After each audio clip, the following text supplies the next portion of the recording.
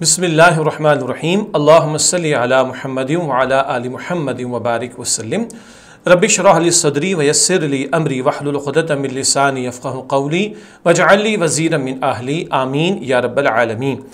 عزیز طلباء و طالبات، محترم حضرات و خواتین و معزز اساتذہ کرام، السلام علیکم ورحمۃ اللہ وبرکاتہ۔ الحمدللہ مطالعہ قرآن حکیم کا مطالعہ جاری ہے چوتھے حصے کے حوالے سے، اور آج ہماری کلاس نمبر ہے 55، اور انشاءاللہ آج ہم سورہ لقمان کی مزید چند آیات کا مطالعہ کریں گے۔ پچھلے نشست میں سورہ لقمان کا آغاز ہوا تھا، آج سورہ لقمان کی آیات 12 تا 24 کا مطالعہ آپ کے سامنے رکھیں گے، اور دی علم فاؤنڈیشن کی جو شائع شدہ کتاب اس وقت دستیاب ہے اس کے صفحات ہیں 166 اور 168، 166 اور 168۔ تو کلاس نمبر 55 چوتھا حصہ مطالعہ قرآن حکیم کا اور سورہ لقمان کی آیات 12 تا 24۔ سب سے پہلے ہمیشہ کی طرح مطالعہ کرتے ہوئے مقاصد مطالعہ آپ کے سامنے رکھتے ہیں، مندرجہ ذیل باتیں معلوم ہو جائیں۔ نمبر 1، حضرت لقمان کون تھے اور انہوں نے اپنے بیٹے کو کیا نصیحتیں فرمائیں۔ سورت کا نام بھی لقمان ہے، تو حکیم لقمان بڑے مشہور ایک شخص تھے، ان کا تعارف بھی، اور انہوں نے اپنے بیٹے کو بہت قیمتی وصیتیں فرمائیں جن کا آج انشاءاللہ ہم مطالعہ کریں گے۔ نمبر 2، شرک سے مراد کیا ہے، نیز کفر و شرک میں کیا فرق ہے، اس پر بھی بات ہوگی۔ نمبر 3، سورہ لقمان میں والدین کے بارے میں کیا احکامات دیے گئے ہیں، بہت اہم موضوع ہے ہم سب کے لیے، طلبہ و طالبات کے لیے بھی، اولاد کے لیے۔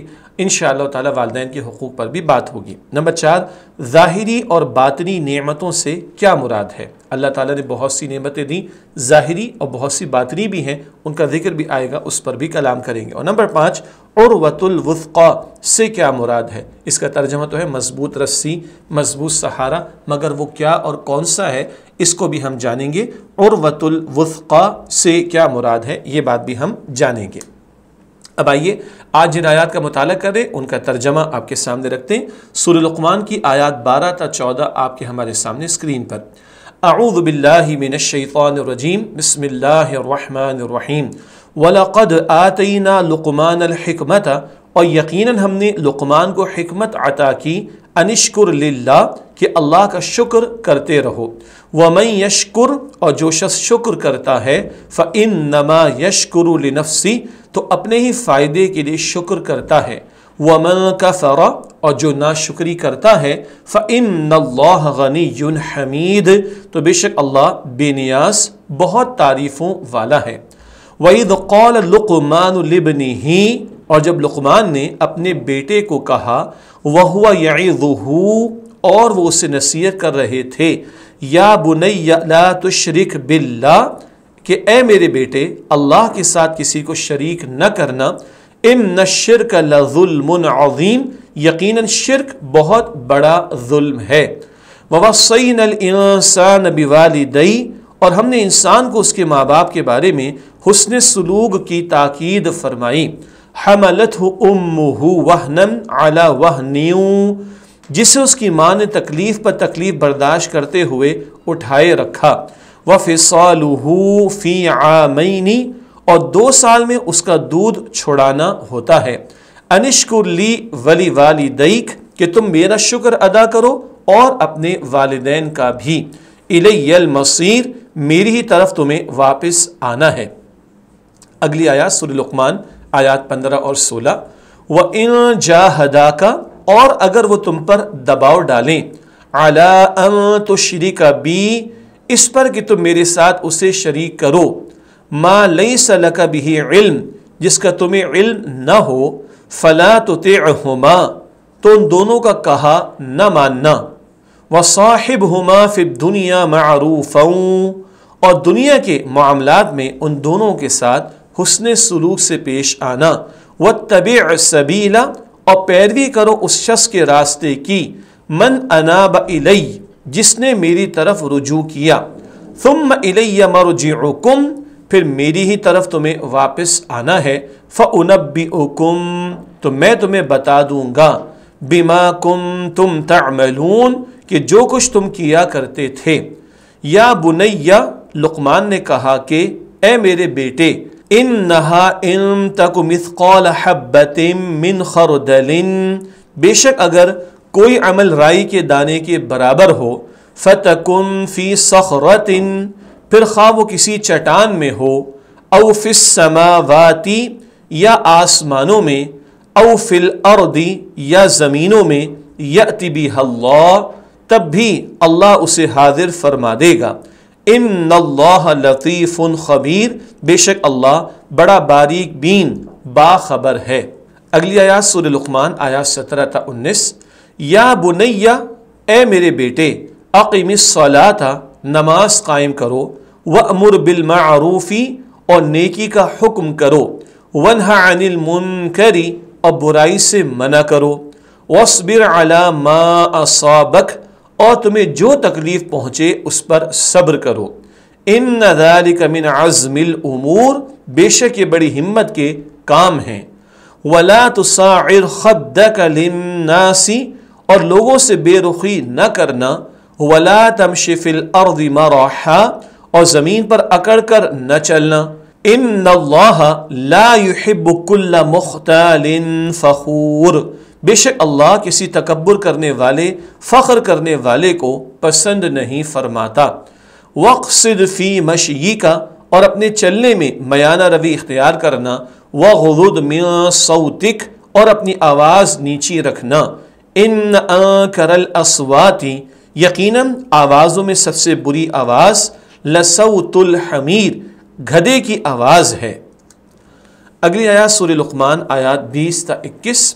الم ترو، کیا تم نے نہیں دیکھا، ان اللہ سخر لکم، کہ بے شک اللہ نے تمہارے لیے مسخر کر دیا ہے، ما فی السماوات و ما فی الارض، جو کچھ آسمانوں میں اور جو کچھ زمینوں میں ہے، واسبغ علیکم، اور اس نے تم پر پوری فرما دی ہیں، نعمہ ظاہرۃ و باطنہ، اپنی ظاہری اور باطنی نعمتیں، وَمِنَ النَّاسِ، اور لوگوں میں کچھ ایسے بھی ہیں، مَن يُجَادِلُ فِي اللَّهِ، جو اللہ کے بارے میں جھگڑا کرتے ہیں، بغیر علم، بغیر علم کے، ولا ہدی، اور بغیر ہدایت کے، ولا کتاب منیر، اور بغیر روشن کتاب کی دلیل کے، وَإِذَا قِيلَ لَهُمْ، اور جب ان سے کہا جاتا ہے، اتبعوا ما انزل اللہ، کہ اس کی پیروی کرو جو اللہ نے نازل فرمایا ہے۔ ملا کر پڑھنے کی ترتیب، وَإِذَا قِيلَ لَهُمُ اتَّبِعُوا مَا أَنزَلَ اللَّهُ، قَالُوا، تو کہتے ہیں، بل نتبع، بلکہ ہم تو اس کی پیروی کریں گے، ما وجدنا علیہ آباءنا، جس پر ہم نے اپنے باپ دادا کو پایا ہے، اولو کان الشیطان یدعوہم، اگرچہ شیطان انہیں بلا رہا ہو، الی عذاب السعیر، جہنم کے عذاب کی طرف۔ اگلی آیات سورہ لقمان آیات 22 تا 24۔ وَمَن يُسْلِمْ وَجْهَهُ إِلَى اللَّهِ، اور جس نے اپنا چہرہ اللہ کے سامنے جھکا دیا، وَهُوَ مُحْسِنٌ، اور وہ نیک بھی ہو، فَقَدِ اسْتَمْسَكَ بِالْعُرْوَةِ الْوُثْقَى، تو یقیناً اس نے مضبوط سہارے کو تھام لیا، وَإِلَى اللَّهِ عَاقِبَةُ الْأُمُورِ، اور تمام کاموں کا انجام اللہ ہی کی طرف ہے، وَمَن كَفَرَ، اور جو کفر کرے، فلا يحزنك كفره، تو اس کا کفر آپ کو غمگین نہ کر دے، الینا مرجعهم، انہیں ہماری طرف واپس آنا ہے، فننبئهم بما عملوا، پھر ہم انہیں بتا دیں گے جو کچھ انہوں نے کیا ہے، ان اللہ علیم بذات الصدور، بے شک اللہ سینوں کے رازوں کو خوب جاننے والا ہے، نمتعهم قلیلا، ہم انہیں دنیا میں تھوڑا سا فائدہ پہنچائیں گے، ثم نضطرهم، پھر انہیں مجبور کر کے لے جائیں گے، الی عذاب غلیظ، ایک بہت سخت عذاب کی طرف۔ یہ آج جن آیات کا مطالعہ کر رہے ہیں ان کا ترجمہ ہوا۔ اب آئیے ان آیات کی تشریح کا سلسلہ شروع کرتے ہیں۔ سب سے پہلے سورہ لقمان کی آیت نمبر 12، جناب لقمان کا ذکر آ رہا ہے۔ وَلَقَدْ آتَيْنَا لُقْمَانَ الْحِكْمَةَ أَنِ اشْكُرْ لِلَّهِ وَمَن يَشْكُرْ فَإِنَّمَا يَشْكُرُ لِنَفْسِهِ وَمَن كَفَرَ فَإِنَّ اللَّهَ غَنِيٌّ حَمِيدٌ، اور یقیناً ہم نے لقمان کو حکمت عطا کی کہ اللہ کا شکر کرتے رہو، اور جو شخص شکر کرتا ہے تو اپنے ہی فائدے کے لیے شکر کرتا ہے، اور جو ناشکری کرتا ہے بے شک اللہ بے نیاز بہت تعریفوں والا ہے۔ اس آیت کی تشریح کی طرف چلتے ہیں۔ سب سے پہلے حضرت لقمان کا تعارف۔ حضرت لقمان کی شہرت کی وجہ ان کی حکمت اور دانائی ہے۔ اللہ نے حکمت، انگلش میں کہتے ہیں وزڈم، ان کو عطا فرمائی تھی، باطن کی بصیرت بھی اس کو کہتے ہیں۔ آپ ایک سلیم الفطرت، حکیم، صالح اور دانا انسان تھے۔ دانا عقل مند کو کہتے ہیں۔ آپ کا تعلق مصر اور سوڈان کے سرحدی علاقے نوبیا سے تھا۔ یہ ایک رائے ہے کہ مصر اور سوڈان کے سرحدی علاقے سے ان کا تعلق تھا۔ اکثر مفسرین کی رائے یہ ہے کہ حضرت لقمان نبی نہیں تھے۔ نبی کریم صلی اللہ علیہ وسلم کی بعثت سے پہلے بھی ان کی حکمت اور دانائی کے واقعات عرب میں مشہور تھے۔ ان کے اقوال اہل عرب اپنے کلام اور خطبات میں بطور دلیل پیش کرتے تھے۔ قرآن حکیم کی ایک سورت کا نام سورہ لقمان ہے، اور یہ بھی اللہ سبحانہ وتعالیٰ کی طرف سے حضرت لقمان کے لیے ایک اعزاز ہے۔ حکیم آدمی تھے اور عرب میں ان کے اقوال مشہور تھے، ان کا ذکر کر کے توحید کی دعوت عرب کے لوگوں کو دی گئی ہے۔ شکر کے معنی، حکمت جو عطا کی گئی حکیم لقمان کو، تو بتایا جا رہا ہے ان کو حکم دیا گیا کہ اللہ کا شکر ادا کریں۔ شکر کسے کہتے ہیں؟ پہلے بھی ہم سمجھتے آئے ہیں، دہراتے ہیں۔ نعمت کو پہچاننا اور اس کا اظہار کرنا۔ شکر کے 3 درجات۔ نمبر 1، دل میں نعمت کا احساس ہونا، اسے شکر بالقلب یعنی دل سے شکر ادا کرنا کہتے ہیں۔ نمبر 2، زبان سے نعمت کا شکر ادا کرنا، اسے شکر باللسان کہتے ہیں، زبان سے شکر ادا کرنا۔ نمبر 3، نعمت کا صحیح استعمال کرنا، اسے شکر بالجوارح کہتے ہیں۔ جوارح وجود کے اعضاء کو کہتے، پورے وجود سے شکر ادا کرنا، تو دل سے، زبان سے، پورے وجود سے۔ ہمیں اللہ سبحانہ وتعالیٰ کی نعمتوں کا دل و زبان سے شکر ادا کرنا چاہیے اور انہیں صحیح استعمال کرنا چاہیے، غلط طور پر ان نعمتوں کو استعمال نہیں کرنا چاہیے۔ یہ شکر کا مفہوم اور اس کے درجات آ گئے۔ لفظ کفر بھی آیا۔ کفر کے معنی اور مفہوم۔ کفر کے لغوی معنی ہے چھپانا، انکار کرنا۔ قرآن حکیم میں یہ لفظ 3 معنی میں استعمال ہوا ہے۔ نمبر 1، اسلام کے مقابلے میں کفر۔ ایسا کفر قانونی کفر کہلاتا ہے، جو اسلام قبول نہیں کرتا وہ کافر کہلاتا ہے۔ تو اسلام کے لفظ کے مقابلے میں کفر کا لفظ جب استعمال ہوتا ہے تو یہ قانونی طور پر ایک کافر شخص کے لیے جو اسلام سے باہر ہے۔ نمبر 2، ایمان کے مقابلے میں کفر۔ یہ اصطلاح منافقین کے لیے استعمال ہوتی ہے، جسے نفاق کہتے ہیں۔ سچے پکے ایمان والوں کے مقابلے میں جو منافقین ہوتے ہیں وہ زبان سے اقرار کرتے ہیں ایمان کا، دل سے ایمان نہیں لاتے، تو عملاً وہ کفر کی روش پر ہوتے۔ تو ایمان کے مقابلے میں کفر کا لفظ یہ منافقین کے لیے بھی استعمال ہوا ہے قرآن پاک میں۔ نمبر 3، شکر کے مقابلے میں کفر، اس کا مطلب ہے ناشکری کرنا۔ اس آیت میں شکر کے مقابلے میں کفر کا لفظ جو استعمال ہوا وہ ناشکری کے مفہوم میں، تو یہ اس آیت میں اس مفہوم میں استعمال ہوا، ورنہ کفر کا لفظ اسلام کے مقابلے میں، نفاق کے مقابلے میں اور شکر کے مقابلے میں 3 اعتبارات سے استعمال ہوتا ہے۔ سورہ لقمان آیت نمبر 13، وَإِذْ قَالَ لُقْمَانُ لِابْنِهِ وَهُوَ يَعِظُهُ يَا بُنَيَّ لَا تُشْرِكْ بِاللَّهِ إِنَّ الشِّرْكَ لَظُلْمٌ عَظِيمٌ۔ اور جب لقمان نے اپنے بیٹے کو کہا اور وہ اسے نصیحت کر رہے تھے کہ اے میرے بیٹے، اللہ کے ساتھ کسی کو شریک نہ کرنا، یقیناً شرک بہت بڑا ظلم ہے۔ اس آیت کی تشریح کرتے ہیں۔ حضرت لقمان کی پہلی نصیحت، کئی نصیحتیں ہیں جو انہوں نے اپنے بیٹے کو کی، اور یہ اتنی قیمتی نصیحتیں ہیں کہ اللہ تعالیٰ نے قرآن پاک میں اس کا ذکر فرمایا۔ کیا نصیحت ہے پہلی؟ اے میرے بیٹے، اللہ سبحانہ وتعالیٰ کے ساتھ کسی کو شریک نہ کرنا، شرک بہت بڑا ظلم ہے۔ شرک سے مراد، شرک کہتے ہیں اللہ سبحانہ وتعالیٰ کی ذات اور صفات میں کسی کو شریک کرنا، اور اللہ سبحانہ وتعالیٰ جیسی صفات کسی میں ماننا۔ اللہ جیسا کسی کو قرار دے دینا، اللہ تعالیٰ کی ذات جیسی صفات ان صفات کو مخلوق کے لیے قرار دے دینا، اللہ تعالیٰ کی عبادت میں کسی کو شریک کرنا، یہ ہم پہلے بھی سمجھتے ہیں، اس سے مراد شرک ہے۔ اگلی آیت سورہ لقمان کی آیت نمبر 14، وَوَصَّيْنَا الْإِنسَانَ بِوَالِدَيْهِ حَمَلَتْهُ أُمُّهُ وَهْنًا عَلَى وَهْنٍ، اور ہم نے انسان کو اس کے ماں باپ کے بارے میں حسن سلوک کی تاکید فرمائی، جسے اس کی ماں نے تکلیف پر تکلیف برداشت کرتے ہوئے اٹھائے رکھا۔ وَفِصَالُهُ فِي عَامَيْنِ أَنِ اشْكُرْ لِي وَلِوَالِدَيْكَ إِلَيَّ الْمَصِيرُ، اور 2 سال میں اس کا دودھ چھڑانا ہوتا ہے کہ تم میرا شکر ادا کرو اور اپنے والدین کا بھی، میری ہی طرف تمہیں واپس آنا ہے۔ یہ آیت نمبر 14 کا ترجمہ، خاصی تفصیل آئے گی والدین کے بارے میں، آئی تشریح کی طرف چلتے۔ والدین کے بارے میں نصیحتیں، قرآن پاک میں کئی مرتبہ اس کا ذکر ہے۔ اس آیت میں اللہ سبحانہ وتعالیٰ نے حضرت لقمان کی نصیحتوں کو بیان کر کے انسانوں کو والدین سے حسن سلوک کرنے کی نصیحت فرمائی ہے۔ یہ ذکر اللہ خود فرما رہا ہے۔ لقمان اپنے بیٹے سے کہیں تم میرا حق ادا کرو، باپ بیٹے کو کہے اچھی بات محسوس نہیں ہوتی، تو اللہ تعالیٰ نے خود ذکر فرما کر ماں باپ کے ساتھ حسن سلوک کی تاکید فرمائی۔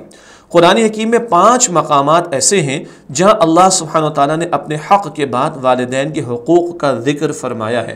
اپنے حق کے فوراً بعد ماں باپ کے حقوق کو اللہ سبحانہ وتعالیٰ نے بیان فرمایا 5 مرتبہ۔ البقرہ آیات 83 اور 84، پھر سورۃ النساء آیت نمبر 36، سورہ انعام آیت نمبر 151، سورہ بنی اسرائیل آیت نمبر 23، سورہ لقمان آیات 14 اور 15 جن کا ہم مطالعہ کر رہے ہیں۔ یہ تو کئی مقامات پر 5 مقامات پر اللہ تعالیٰ اپنے حق کے فوراً بعد ماں باپ کے حق کو بیان فرماتا ہے۔ یہاں اس آیت کریمہ میں والدہ کا خصوصاً ذکر آئے، آئیے نوٹ کریں والدہ کے حوالے سے۔ والدہ کی خدمات، نمبر 1 بچے کے حمل کا بوجھ اٹھانا۔ جب ایک خاتون حالت حمل میں پریگننٹ ہوتی ہے تو کس طرح وہ بوجھ اٹھائے پھرتی ہے اپنے بچے کا۔ نمبر 2 وضع حمل کی تکلیف برداشت کرنا، یعنی جب بچے کی پیدائش کا وقت، اس کو جنم دینے کا موقع آتا ہے، ولادت کا موقع آتا ہے، اس وقت کی شدید تکلیف۔ نمبر 3 2 سال تک بچے کو دودھ پلانا، یہ بڑی مشقت کا دور ہوتا ہے ایک خاتون کے لیے جو کہ ماں ہوتی ہے، تو ماں کا یہ ذکر 3 اعتبارات سے اس مقام پر آیا: حمل کی تکلیف، جنم دینے کی تکلیف، اور دودھ پلانے کی مدت کی شدت و تکلیف کا معاملہ۔ علمی بات، حضرت ابو ہریرہ رضی اللہ تعالی عنہ سے روایت ہے کہ ایک شخص نے پوچھا، اللہ کے رسول علیہ السلام، لوگوں میں سے میری طرف سے میرے اچھے سلوک کا سب سے زیادہ حقدار کون ہے؟ آپ صلی اللہ علیہ وآلہ وسلم نے فرمایا، تمہاری ماں، پھر تمہاری ماں، پھر تمہاری ماں، پھر تمہارا باپ، پھر جو تمہارا زیادہ قریبی رشتہ دار ہو، پھر جو اس کے بعد تمہارا قریبی ہو۔ صحیح مسلم شریف کی روایت۔ ماں ماں ماں، 3 مرتبہ حدیث شریف میں بھی، اور 3 مرتبہ ماں کا جو کردار اور خدمات ہے اس کو قرآن پاک نے بیان فرمایا۔ اللہ تعالیٰ ہماری ماؤں کا سایہ ہم پر قائم رکھے، خدمت کی توفیق دے، اور اگر چلی گئی ہیں تو اللہ تعالیٰ ہمیں ان کے لیے صدقہ جاریہ بنائے۔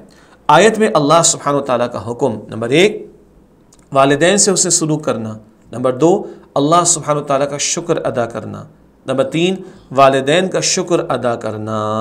ماں باپ کے ساتھ اسے سلوک کیا جائے، اللہ کا بھی شکر ادا کیا جائے، ماں باپ کا بھی شکر ادا کیا جائے۔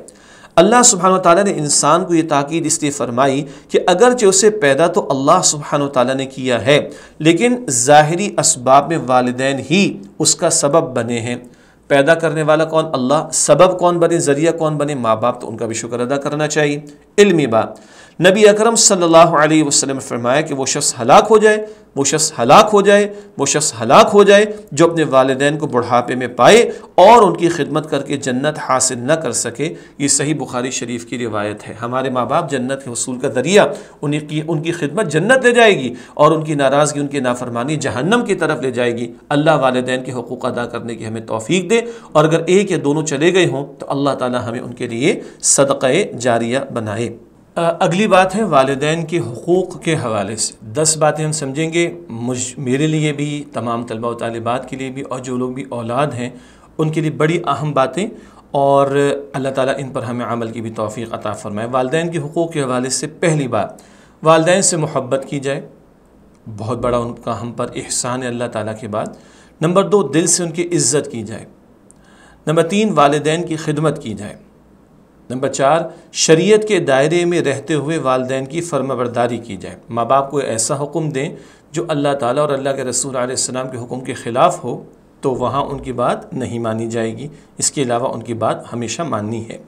نمبر 5 ان کے انتقال پر غسل، کفن، نماز جنازہ اور قبر میں اتارنے کی خدمات انجام دی جائیں۔ خواتین تو قبرستان نہیں جاتی، یہ بیٹوں کی بات ہو رہی ہے۔ نمبر 6 ان کے ذمے قرض ادا کیا جائے۔ اب یہ بڑوں کے لیے ہے، یعنی بہت سے بھی بچے جو یہ کلاسز اٹینڈ کر رہے ہیں وہ تو بھی چھوٹے سے ہیں، لیکن اولاد بڑی ہو، ماں باپ کا انتقال ہو گیا تو قرض اگر ماں باپ کا رہ گیا تو ان کو ادا کرنے کی کوشش کرنی ہے، اولاد کو قرض کو ادا کرنے کی۔ نمبر 7 ان کے وعدے نبھائے جائیں، کسی سے وعدہ انہوں نے کیا تو اس کو پورا کیا جائے۔ نمبر 8 ان کے دوستوں اور رشتہ داروں سے تعلقات بحال رکھے جائیں اور ان کی عزت کی جائے۔ حدیث میں ذکر آتا ہے چچا کی خدمت کرو تو باپ کی خدمت کا اجر ملتا ہے، خالہ کی خدمت کرو تو ماں کی خدمت کا اجر ملتا ہے۔ نمبر 9 خود نیک زندگی گزار کر اور نیک اعمال کر کے والدین کے لیے صدقہ جاریہ بنا جائے۔ نیک اولاد تو ماں باپ کے لیے صدقہ جاریہ، تو اولاد خود نیک بنے تو ماں باپ کو ثواب ملے گا انشاءاللہ۔ اور نمبر 10، والدین کے لیے مغفرت و بخشش کی دعا کی جائے۔ اللہ تعالی ہمیں توفیق دے، یہ والدین کے حقوق کے حوالے سے کرنے کے کام ہیں۔ اگلی آیت نمبر 15 ہے سورہ لقمان کی۔ وَإِن جَاهَدَاكَ عَلَىٰ أَن تُشْرِكَ بِي مَا لَيْسَ لَكَ بِهِ عِلْمٌ فَلَا تُطِعْهُمَا وَصَاحِبْهُمَا فِي الدُّنْيَا مَعْرُوفًا، اور اگر وہ تم پر دباؤ ڈالیں اس پر کہ تم میرے ساتھ اسے شریک کرو جس کا تمہیں علم نہ ہو، تو ان دونوں کا کہا نہ ماننا اور دنیا کے معاملات میں ان دونوں کے ساتھ حسن سلوک سے پیش آنا۔ وَاتَّبِعْ سَبِيلَ مَنْ أَنَابَ إِلَيَّ ثُمَّ إِلَيَّ مَرْجِعُكُمْ فَأُنَبِّئُكُمْ بِمَا كُنْتُمْ تَعْمَلُونَ، اور پیروی کرو اس شخص کے راستے کی جس نے میری طرف رجوع کیا، پھر میری ہی طرف تمہیں واپس آنا ہے تو میں تمہیں بتا دوں گا کہ جو کچھ تم کیا کرتے تھے۔ آئیے اس آیت کی تشریح کرتے ہیں۔ سورہ لقمان کی آیت نمبر 15۔ والدین کی طرف سے شرک کا حکم۔ اگر والدین کفر، شرک یا اللہ سبحانہ وتعالیٰ کی نافرمانی کا حکم دیں تو والدین کا ایسا حکم نہیں ماننا چاہیے۔ یہ بات پہلے بھی آ گئی کہ شریعت کے دائرے میں رہ کر ان کی بات ماننی۔ البتہ اگر والدین کافر ہوں یا فاسق و فاجر یعنی گناہگار ہوں تو ان کا حق خدمت باقی رہے گا، اور والدین خواہ کافر ہی کیوں نہ ہوں ان کی خدمت کرنا اولاد پر لازم ہے۔ ماں باپ کسی کے اگر کافر ہے تو بہرحال خدمت کرنی، حسن سلوک کرنا ہے، ان کی غلط بات نہیں ماننی۔ کسی کے ماں باپ فاسق فاجر گناہگار نافرمان ہوں تو ان کی گناہوں میں ان کے شرک کے ساتھ شرکت تو نہیں ہوگی، لیکن ان کی فرمانبرداری اس معنی میں کی جائے کہ جب شریعت کے خلاف کوئی حکم نہ دیں، اور ان کے ساتھ خدمت کا حق باقی رہے گا، حتیٰ کہ کافر ماں باپ بھی ہوں خدمت ان کی بھی کی جائے گی۔ یہ ہمارے دین کی تعلیم ہے، لیکن ماں باپ کی ایسی بات جو شریعت کے خلاف ہو وہ نہیں مانی جائے گی۔ علمی بات، ایک حدیث شریف میں نبی کریم صلی اللہ علیہ وآلہ وسلم نے فرمایا کہ کسی مخلوق کی فرما برداری نہیں ہوگی ایسے حکم میں جس میں خالق کی نافرمانی ہو۔ یہ سنن ابی داؤد شریف کی روایت ہے۔ مخلوق کی ایسی بات نہیں مانی جائے گی جس سے خالق کی نافرمانی ہو۔ یہ اصول اللہ تعالیٰ کے رسول علیہ السلام نے بیان فرما دیا۔ اس آیت کا ایک شان نزول بھی سن لیجئے۔ حضرت سعد بن ابی وقاص رضی اللہ تعالی عنہ کے ایمان لانے پر ان کی والدہ ان سے ناراض ہو گئی، اور انہوں نے قسم اٹھا لی کہ نہ وہ دھوپ سے ہٹیں گی اور نہ کچھ کھائیں پیئیں گی، یعنی دھوپ میں بیٹھی رہیں گی، بھوک ہڑتال کر دیں گی، کھائیں گے پیئیں گی نہیں۔ یہ حضرت سعد بن ابی وقاص کے ایمان لانے پر ان کی والدہ نے معاملہ کیا، وہ کفر پر تھی۔ یہاں تک کہ حضرت سعد بن ابی وقاص رضی اللہ تعالیٰ عنہ دوبارہ آبائی دین یعنی بت پرستی کو اختیار کر لیں، ورنہ وہ اسی حالت پر جان دے دیں گی۔ بیٹے سے کہہ رہی تم بھی مشرک ہو جاؤ ورنہ میں جان دے دوں گی۔ اس پر حضرت سعد بن ابی وقاص رضی اللہ تعالیٰ عنہ پریشان ہوئے کہ وہ کیا کریں، والدہ کی بات مانیں یا ایمان پر قائم رہیں۔ تو اللہ سبحانہ وتعالیٰ کی طرف سے یہ آیت نازل ہوئی کہ والدین اگر شرک کا حکم دیں تو ان کی بات نہیں مانی جائے گی۔ یہ اس واقعے کے تناظر میں یہ آیت کریمہ نازل ہوئی جس کا ہم نے مطالعہ کیا۔ سورہ لقمان کی آیت نمبر 16۔ یا بنی انہا ان تک مثقال حبۃ من خردل فتکن فی صخرۃ او فی السماوات او فی الارض یأت بها اللہ ان اللہ لطیف خبیر۔ لقمان نے کہا کہ اے میرے بیٹے، بے شک اگر کوئی عمل رائی کے دانے کے برابر ہو، پھر وہ خواہ کسی چٹان میں ہو یا آسمانوں میں یا زمینوں میں، تب بھی اللہ اسے حاضر فرما دے گا، بے شک اللہ بڑا باریک بین باخبر ہے۔ اس آیت کی تشریح۔ دوسری نصیحت، انسان کے تمام اعمال اللہ سبحانہ وتعالیٰ کے محفوظ ہیں، اور وہ ان تمام اعمال کو انسانوں کے سامنے لائے گا، تب وہ اس کا انکار نہیں کر سکیں گے۔ پچھلی وصیت کیا تھی؟ اللہ کے ساتھ کسی کو شریک نہ کرو، اللہ کا شکر ادا کرو۔ اب دوسری وصیت کیا آ رہی ہے کہ اعمال تمام کے تمام محفوظ۔ درمیان میں جو ماں باپ کے بارے میں بات تھی وہ اللہ تعالیٰ نے خود بیان فرمائی۔ دوسری نصیحت جناب لقمان کی بیٹے کو کیا ہے؟ ہر عمل ریکارڈ پر ہے۔ یہ آخرت کے عقیدے کی طرف بھی اشارہ، عمل کے پوشیدہ رہنے کے امکانات اور اس کا ازالہ۔ نمبر 1، وہ عمل رائی کے دانے کے برابر چھوٹا سا ہو۔ نمبر 2، وہ پتھروں میں کسی جگہ چھپ کر کیا گیا ہو۔ نمبر 3، وہ آسمانوں کی بلندیوں میں کسی بھی جگہ کیا گیا ہو۔ نمبر 4، وہ زمین کی تہ میں کیا گیا ہو، یعنی کہاں کہاں پوشیدہ رہ سکتا ہے عمل، ساری باتیں بتا دی گئی۔ اور کیا بتایا جا رہا ہے؟ تمام اعمال اللہ سبحانہ وتعالیٰ کے حکم سے انسان کے سامنے پیش کر دیے جائیں گے، اور پھر ان کے لیے جزا و سزا کا تعین ہوگا۔ کوئی عمل پوشیدہ اللہ سے نہیں ہے۔ اللہ تعالیٰ ہم سب کو آخرت کا یقین اور کل کی تیاری کی توفیق دے اور گناہوں سے بچنے کی توفیق عطا فرمائے۔ علمی باب، نبی کریم صلی اللہ علیہ وآلہ وسلم نے فرمایا اگر تم میں سے کوئی شخص بے سوراخ پتھر میں بھی عمل کرے گا، ایسا بڑا پتھر جس میں کوئی سوراخ کچھ نظر نہ آتا ہو باہر سے، اگر تم میں سے کوئی شخص بے سوراخ پتھر میں بھی عمل کرے گا جس کا کوئی دروازہ ہو نہ کھڑکی، اللہ سبحانہ وتعالیٰ اسے لوگوں پر ظاہر فرما دے گا، چاہے وہ کیسا ہی عمل ہو۔ یہ مسند احمد میں روایت، ہر عمل پیش ہوگا۔ آیت نمبر 17، یا بنی اقم الصلاۃ وامر بالمعروف ونہ عن المنکر واصبر علی ما اصابک ان ذلک من عزم الامور، اے میرے بیٹے نماز قائم کرو اور نیکی کا حکم کرو اور برائی سے منع کرو، اور تمہیں جو تکلیف پہنچے اس پر صبر کرو، بے شک یہ بڑی ہمت کے کام ہیں۔ یہ آیت نمبر 17 کا ترجمہ۔ تیسری نصیحت، بیٹے کو نصیحت کر رہے ہیں جناب لقمان، تیسری نصیحت کیا ہے؟ نماز قائم کرو، یعنی حقیقی محسن اللہ سبحانہ وتعالیٰ سے لو لگائے رکھو، تعلق مضبوط رکھو۔ مراد کیا ہے؟ نماز قائم کرنے کی تعلیم اپنے بیٹے کو دے رہے ہیں۔ ماں باپ کو چاہیے اولاد کو نماز کی تلقین کریں، جیسے کہ حدیث مبارک میں آتا ہے نا کہ بچہ 7 سال کا ہو جائے تو اس کو نماز کی تلقین کرنا شروع کر دو۔ ایک انٹرسٹنگ نکتہ ہے، دلچسپ نکتہ، صلاۃ کی لغوی معنی، نمبر 1 دعا کرنا، نمبر 2 حرارت حاصل کرنا، نمبر 3 لو لگانا، نمبر 4 کسی سمت میں رخ کرنا، نمبر 5 کسی سمت میں چلنا۔ یہاں صلاۃ سے مراد نماز ہے جو اپنے وقت پر تمام شرائط اور ارکان کے ساتھ ادا کی جاتی ہے۔ ایک لفظ لغوی مفہوم میں استعمال ہوتا ہے، صلاۃ دعا کے لیے بھی، رحمت کے لیے بھی، لیکن یہاں اصطلاحی مفہوم میں آیا نماز قائم کرنا، جس کو ہم جانتے ہیں وقت مقررہ پر معین عبادت ہے، معین شرائط کے ساتھ، آداب کے ساتھ اس کو ادا کرنا۔ چوتھی نصیحت، بھلائی کا حکم دو۔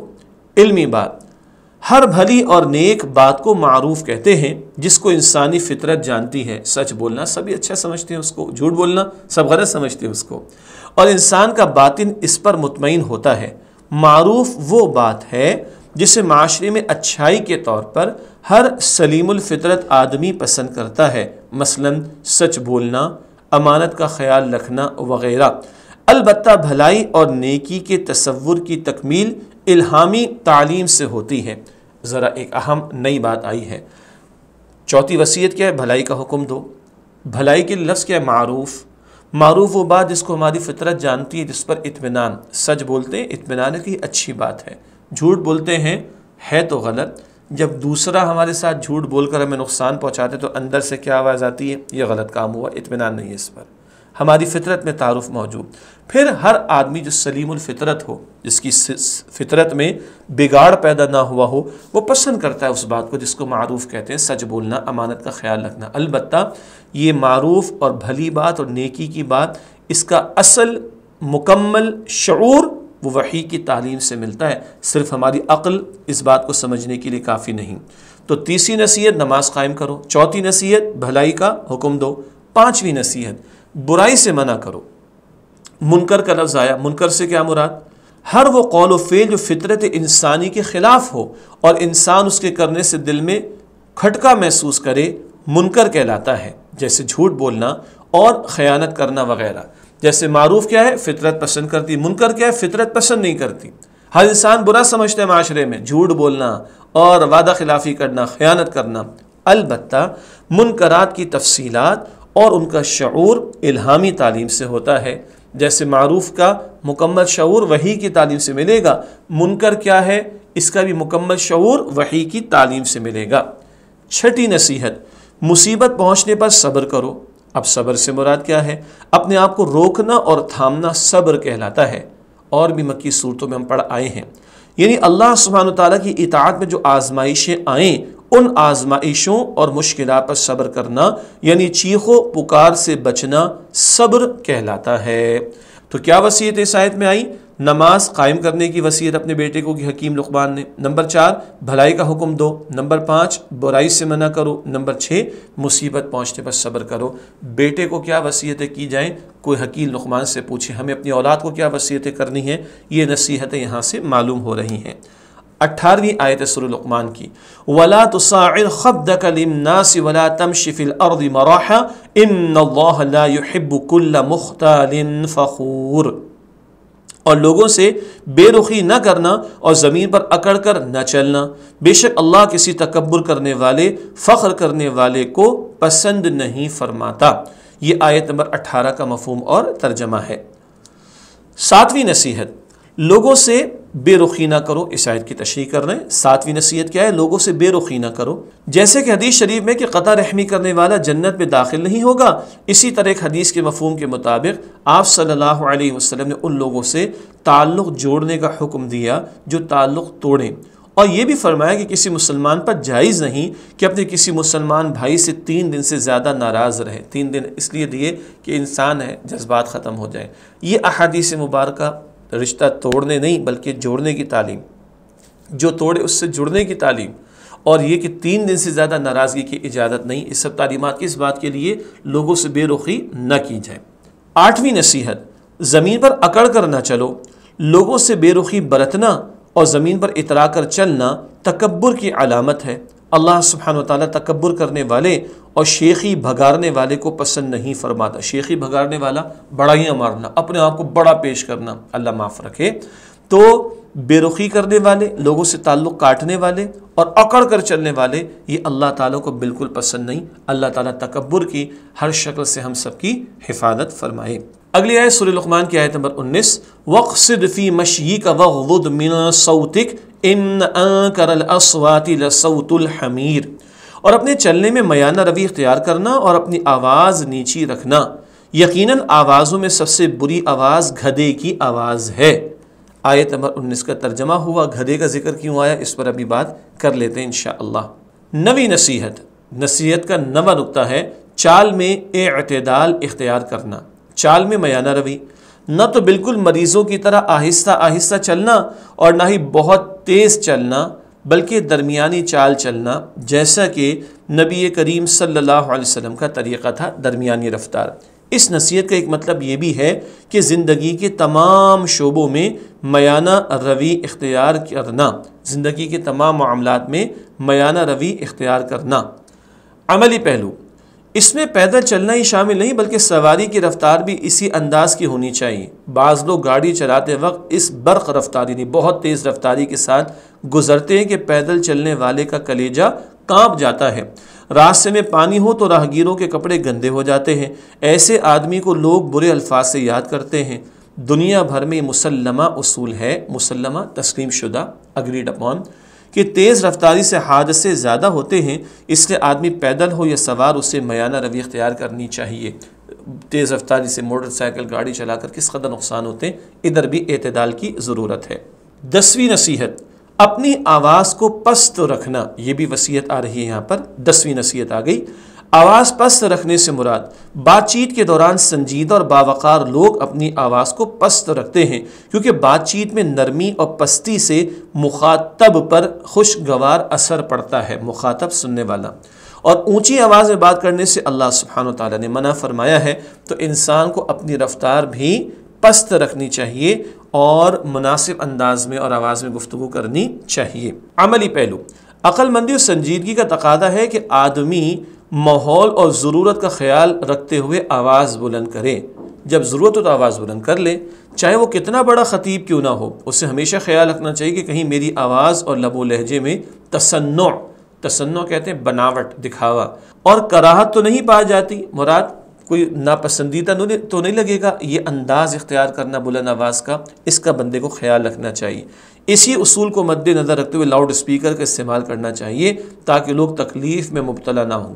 گلے پھاڑ کر چلانا اور پوری دنیا کو سنانا، اس کی کوئی ضرورت نہیں ہے۔ بلند آواز کے لیے مثال، بلند آواز پسندیدہ نہیں ہے، ورنہ گدھے کی آواز کو پست کیا جاتا، حالانکہ وہ آوازوں میں سب سے بری آواز شمار کی جاتی ہے۔ یعنی سب سے بری آواز کس کی لگتی؟ گدھے کی۔ تو چلانا اگر فن ہے تو سب سے بڑا فنکار کون ہو جائے گا؟ وہ گدھا ہو جائے گا۔ ایسی فنکاری ہمیں نہیں کرنی چاہیے۔ اگلا نقطہ، بلند آواز میں بولنا کبھی کبھی ضرورت بھی ہوتی ہے، اس کی مثالیں بھی لے لیتے ہیں۔ بعض موقعوں پر آواز بلند کی جا سکتی ہے، جیسے کسی کو بلانے کے لیے زور سے آواز دی جا سکتی ہے۔ اسی طرح اذان اور اقامت دیتے ہوئے بلند آواز استعمال کی جاتی ہے، یا تلبیہ پڑھتے ہوئے حجاج کرام اپنی آواز بلند کرتے لبیک اللہم لبیک، وہ ایسی جب حاجت ہو تو آواز بلند کی جا سکتی ہے۔ اس کے علاوہ میانہ روی چال میں اور آواز کو پست رکھنا، اس کی تعلیم ہمارے سامنے آئی۔ اب ایک آپ کے سامنے خلاصہ رکھتے ہیں، حضرت لقمان کی نصیحتوں کا خلاصہ۔ حضرت لقمان کی نصیحتوں کا نچوڑ اور خلاصہ جو انہوں نے اپنے بیٹے کو فرمائی مندرجہ ذیل ہیں 10 باتیں۔ نمبر 1، شرک بہت بڑی نافرمانی ہے۔ نمبر 2، اعمال انسانی محفوظ ہیں اور ان کا نتیجہ نکل کر رہے گا، سب اللہ کے سامنے پیش ہوگا۔ نمبر 3، اللہ سبحانہ وتعالی سے لا لگائے رکھنا۔ نمبر 4، نیکی کا حکم کرنا۔ نمبر 5، برائی سے منع کرنا۔ نمبر 6، مصائب پر صبر کرنا۔ نمبر 7، بے رخی نہ کرنا۔ نمبر 8، اکڑ کر نہ چلنا۔ نمبر 9، زندگی میں میانہ روی اختیار کرنا۔ اور نمبر 10، اپنی آواز کو پست رکھنا۔ یہاں پر آ کر حکیم لقمان کی جو اپنے بیٹے کو 10 نصیحتیں تھیں ان کا مطالعہ مکمل ہوا۔ اب آگے چلتے ہیں، سورہ لقمان کی اگلی آیت ہے آیت نمبر 20۔ أَلَمْ تَرَوْا أَنَّ اللَّهَ سَخَّرَ لَكُم مَّا فِي السَّمَاوَاتِ وَمَا فِي الْأَرْضِ وَأَسْبَغَ عَلَيْكُمْ نِعَمَهُ ظَاهِرَةً وَبَاطِنَةً، کیا تم نے نہیں دیکھا کہ بے شک اللہ نے تمہارے لیے مسخر کر دیا ہے جو کچھ آسمانوں میں اور جو کچھ زمینوں میں ہے، اور اس نے تم پر پوری فرما دی ہیں اپنی ظاہری اور باطنی نعمتیں۔ وَمِنَ النَّاسِ مَن يُجَادِلُ فِي اللَّهِ بِغَيْرِ عِلْمٍ وَلَا هُدًى وَلَا كِتَابٍ مُنِيرٍ، اور لوگوں میں کچھ ایسے بھی ہیں جو اللہ کے بارے میں جھگڑا کرتے ہیں بغیر علم کے اور بغیر ہدایت کے اور بغیر روشن کتاب کی دلیل کے۔ اس آیت کی تشریح، انسانوں کے تابع کر دینے سے مراد تمام کائنات کو اللہ سبحانہ وتعالی نے انسان کی خدمت میں اور سہولیات بہم پہنچانے پر مامور کر دیا۔ ایسے بنایا اس کائنات کو کہ وہ انسان کی خدمت پر گویا لگی ہوئی ہے۔ مثلا سورج تمازت اور روشنی مہیا کرتا ہے، تمازت حرارت اور روشنی مہیا کرتا ہے، اسی سے ہواؤں اور بارشوں کا نظام ترتیب پاتا ہے، اور زمین پر فصلوں اور پھلوں کی پرورش ممکن ہوتی ہے۔ زمین کو اللہ سبحانہ وتعالی نے ایک بچھونے کی طرح بچھا کر انسان کے لیے مسخر کر رکھا ہے اور یوں تمام ضرورتیں پوری کرنے کا اہتمام کیا ہے۔ فَبِأَيِّ آلَاءِ رَبِّكُمَا تُكَذِّبَانِ، تم اپنے رب کی کن کن نعمتوں کو جھٹلاؤ گے۔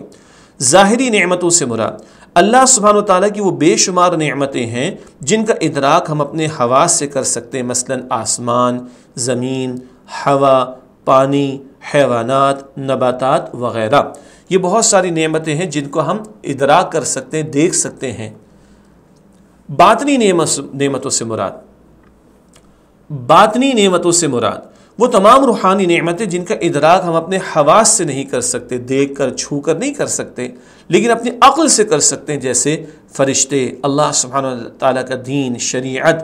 سورہ مائدہ آیت نمبر 3 میں اللہ سبحانہ وتعالیٰ نے فرمایا کہ آج میں نے تمہارے لیے تمہارا دین مکمل کر دیا اور تم پر اپنی نعمت پوری کر دی، اور تمہارے لیے اسلام کو بطور دین یعنی مکمل نظام حیات کی حیثیت سے پسند کر لیا۔ آیت بتا رہی ہے کہ اللہ نے دین کو مکمل فرمایا اور نعمت کے طور پر دیا۔ چنانچہ آگے لکھا، گویا دین اسلام اللہ سبحانہ وتعالیٰ کی بہت بڑی نعمت ہے جو ہمیں آپ صلی اللہ علیہ وآلہ وسلم کے ذریعے عطا کیا گیا۔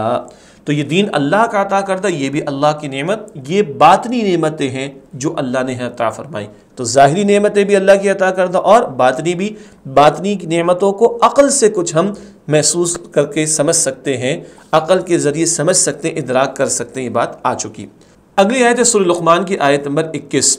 وَإِذَا قِيلَ لَهُمُ اتَّبِعُوا مَا أَنزَلَ اللَّهُ قَالُوا بَلْ نَتَّبِعُ مَا وَجَدْنَا عَلَيْهِ آبَاءَنَا أَوَلَوْ كَانَ الشَّيْطَانُ يَدْعُوهُمْ إِلَىٰ عَذَابِ السَّعِيرِ، اور جب ان سے کہا جاتا ہے کہ اس کی پیروی کرو جو اللہ نے نازل فرمایا ہے، تو کہتے ہیں بلکہ ہم تو اس کی پیروی کریں گے جس پر ہم نے اپنے باپ دادا کو پایا ہے، اگرچہ شیطان انہیں بلا رہا ہو جہنم کے عذاب کی طرف۔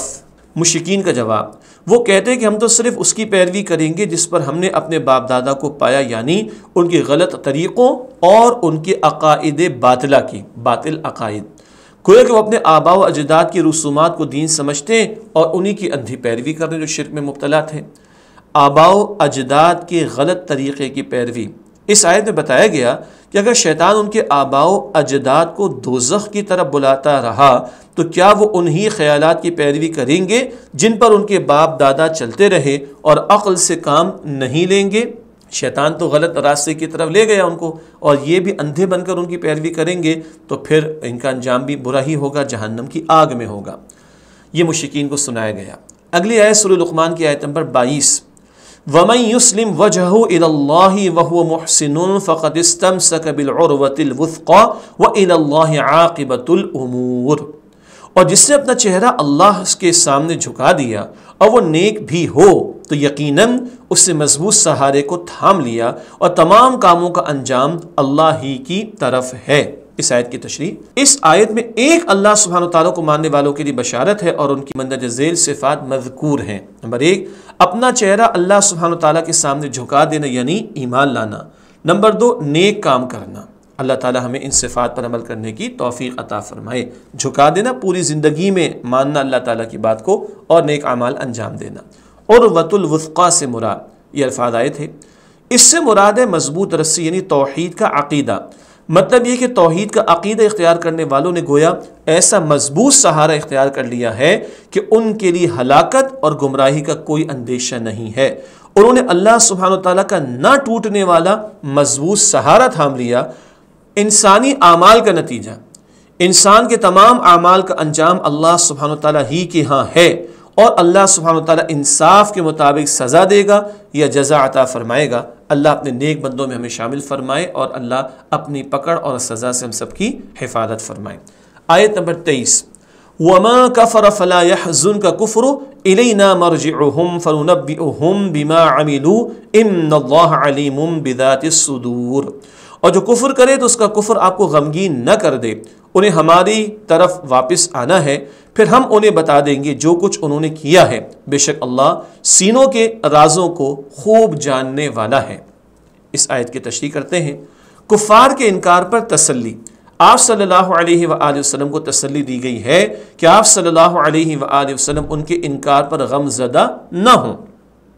علمی بات، نبی اکرم صلی اللہ علیہ وسلم صبح و شام اس فکر اور کوشش میں رہتے تھے کہ لوگ ہدایت پر گامزن ہو کر جہنم کی ہولناکیوں سے اپنے آپ کو بچا لیں، لیکن کافر لوگ ہدایت کی طرف آنے کے بجائے گمراہی کی طرف سرپٹ دوڑے جاتے تھے، تیز رفتاری کے ساتھ دوڑے جاتے تھے، جس پر آپ صلی اللہ علیہ وسلم غمگین ہو جاتے۔ آپ صلی اللہ علیہ وسلم کو تسلی اور ڈھارس دینے کے لیے ارشاد ہوا کہ ان کے کفر و شرک پر جمے رہنے سے آپ صلی اللہ علیہ وسلم رنجیدہ خاطر اور غم زدہ نہ ہو۔ رنجیدہ خاطر ہونا، غم زدہ ہونا، فکر مند ہونا، پریشان ہونا، آپ پریشان نہ ہوں۔